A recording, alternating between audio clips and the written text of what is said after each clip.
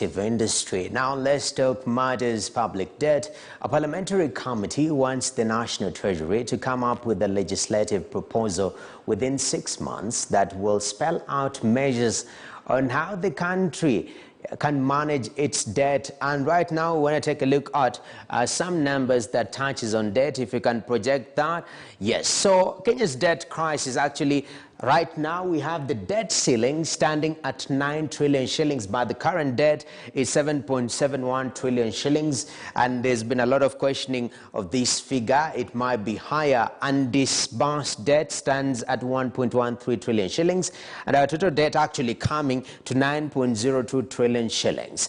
Debt servicing for the financial year 2021-2022, it's 1.17 trillion shillings, quite huge. So what are these proposals that this particular parliamentary group wants to have? Let's move to the next slide to see some of the proposals, or rather recommendations, that the Auditor General to audit commercial loans. And this is one of the big issues that we were having in terms of the nature of our debt. Lots of commercial loans which do have higher interest and shorter repayment time period. We also have National Treasury to propose laws on managing debt. That's the call by this parliamentary group, and it's giving Treasury 6 months to come up with that particular proposals on how we're going to manage our national debt. Now, National Treasury also to operationalize the IFMIS debt